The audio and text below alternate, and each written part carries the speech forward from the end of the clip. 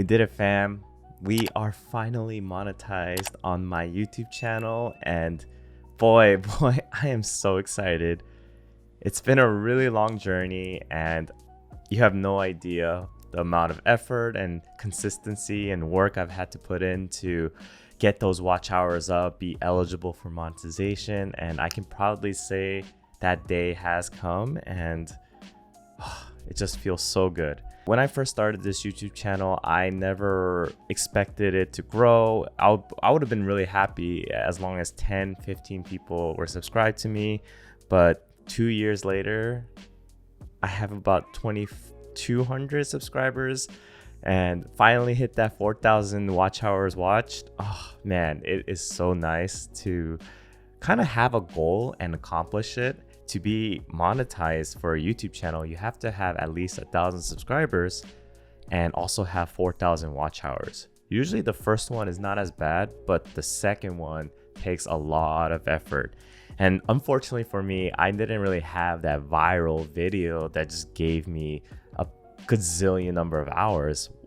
I had to kind of go the slow and steady route, but regardless, I'm so glad that I was able to accomplish this goal, because once I decided that yes, this is a goal I would like to achieve, I made sure to put in the right structure to ultimately get to that point. And this is that day. I want to share with you 5 things I've learned from this YouTube channel, and hopefully it can motivate you in whatever goals you might have. But before I do want to say that now that I've kind of hit this goal, I think I'm going to take a break. I'm going to be traveling to California for the next 3 weeks, and I would just love to take some time away from content creation. I was making 2 videos per week for almost 6 months.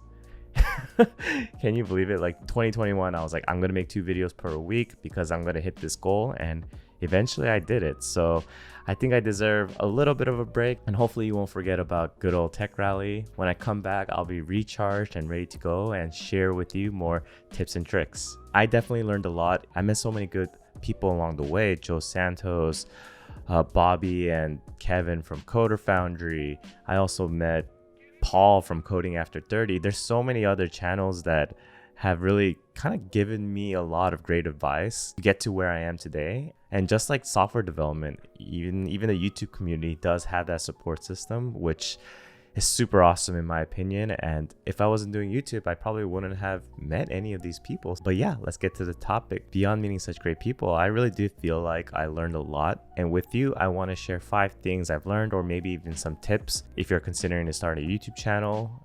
Let's get to it. Number 1.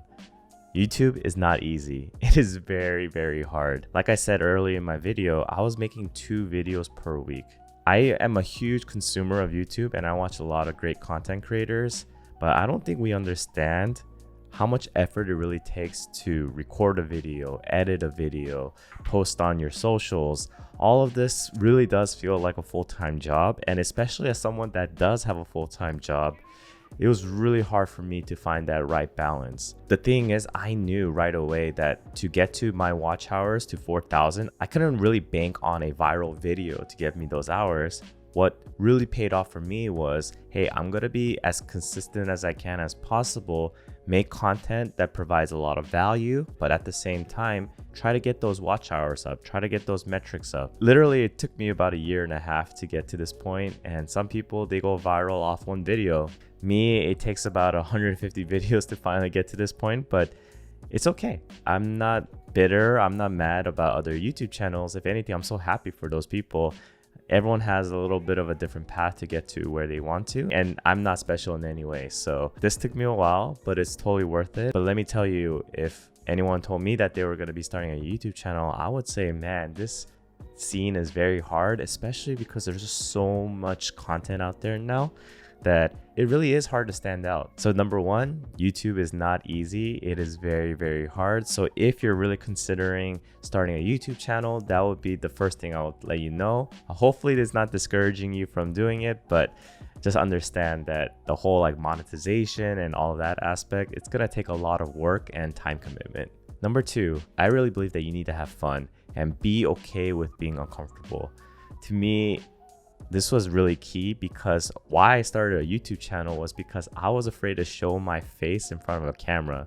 So if you haven't watched any of my earlier videos, I was only doing tutorials, because with tutorials, I never really had to talk to my audience in this kind of way.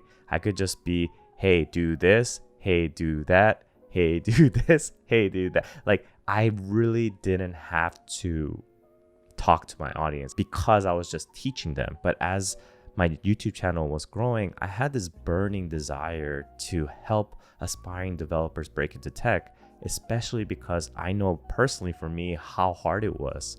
So that's why I started talking in front of the camera. And man, if you watch my earlier videos, I had no idea what I was doing. My brightness settings were at an all-time high. My sound quality was not the best because I didn't know how to do audio.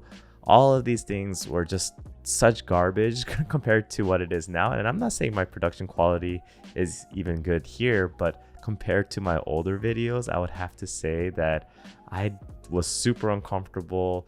I was just kind of reading from a script, and it definitely felt like a newbie was talking in front of a camera. What I appreciated about that experience was that I was okay with being uncomfortable. But as I was doing these videos more and more, that's when the comfortability kicked in. I started doing more live videos. I still remember a time when I did a live video in the beginning of my YouTube channel, and I think only 2 people showed up.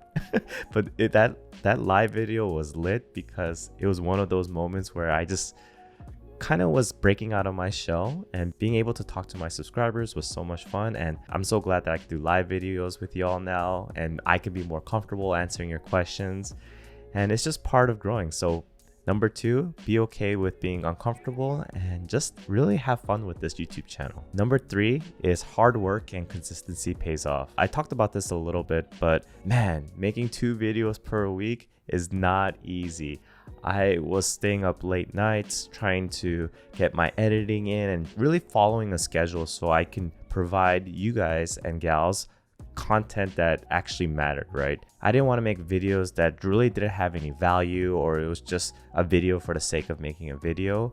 And that's why it was so hard. But ultimately, what I really believe got me to this point of monetization is that I was consistent. I made one video where it was just me talking in front of a camera, and a second video was me interviewing other software developers, designers, or even recruiters.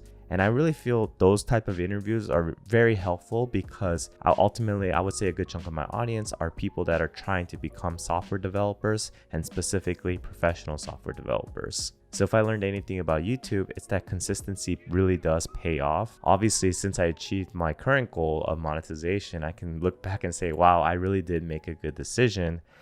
But at the time, I was wondering, is it really worth it? I'm a full-time software engineer, so trying to find that time to make content for everyone here is not an easy balance. I definitely have overworked. I definitely have stayed up really late. But what I really believe in is you have to put in the sacrifice for something that is meaningful. And to me, this YouTube channel is very meaningful, and it's something that I want to continue with you and just really share information of my own personal journey, sharing tips on how you can succeed as a software developer, and overall just be a good person, right? Really, I think that's what my channel is about, and why and hopefully why people watch it. Number 4, start small and don't break the bank. If you just look at my older videos, I didn't have this mic here. I didn't have this high quality camera.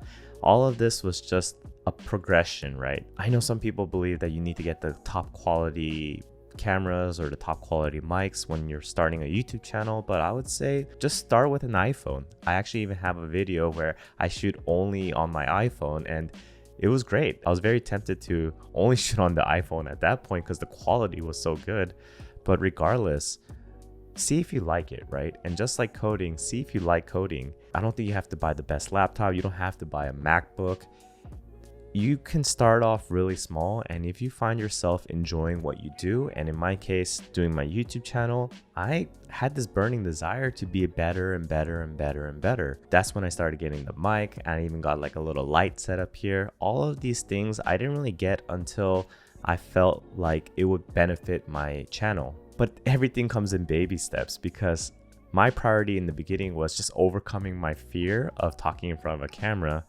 And eventually, once I started getting comfortable, I was like, okay, how do I up the production quality where I can provide value, but at the same time, it looks aesthetically pleasing? That's when the investment starts to pay off. And to this day, I don't feel like I've given up an arm and a leg to share content with y'all. I would say, like, don't feel that pressure that you need the top quality equipment to start a YouTube channel. And number 5 is know your why. What I mean by that is know why you want to start a YouTube channel. For me, in the beginning, it was just overcoming a fear. I wanted to overcome my fear of just being okay with showing my face to the internet. And once I did that, it slowly became, hey, like, what can I share with my audience that can provide value? And that's when I started looking back at my own life and thinking about, wow, I've done a lot of great things to get to where I am now, but why was it so hard in the beginning? And that's when it got me thinking, like, man, I wish I had this kind of advice when I started off learning how to code. In some ways, that was my season 2 of my YouTube channel. My YouTube channel is to help aspiring developers break into tech through tips and tricks. And I know it's such a slogan way to say something, but I really, really mean it.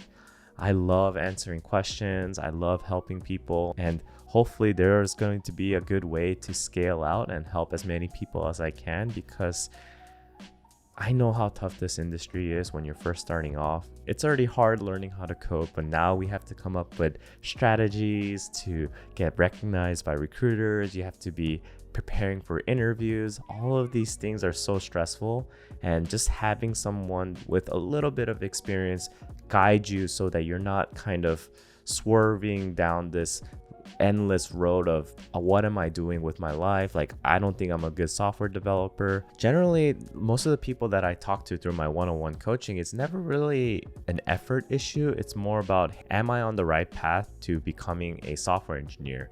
And sometimes when I hear about tutorial hell, or just taking a bunch of courses, or learning one language, then learning another language, and then learning another language, I'm like, stop. I'm like, stop. We need to put you back on the right path of what it takes for you to be a software engineer. So I kind of went off on a tangent, but that is why I love my channel, and that is why I love the people I've met through my channel. Even the one-on-one coaching, I wouldn't even really call it a business. It's more along the lines of being able to talk to aspiring software engineers and helping them in any small ways that I can to make sure, hey, like, I'm rooting for you. I want you to succeed, and this is my advice. You don't have to take my advice. I'll never force anyone to take my advice, but if you want to succeed and you're feeling kind of lost, I'll be your supporter. I'll try to help you. Let's see what we can do for you. So yeah, those are the 5 things that I've kind of learned from my YouTube channel, and 5 things maybe I'm even grateful for having my YouTube channel. I've met so many people telling me stories about their aspirations of wanting to become software engineers. That gets me motivated to make more videos. That makes me more motivated to come up with solutions, help as many people as I can through scale. That is my goal for my YouTube channel, and I want to make sure I make videos with that in mind. So with that being said, I'm gonna take a vacation. I'll probably be gone for about 2 weeks, so don't miss me, everyone. Don't forget me. I'll be back refreshed and recharged and giving you all as much good content as I can as possible. And for all you developers that are working and striving to get into professional software development, I say keep building developers. Your time will come. Tech Rally out.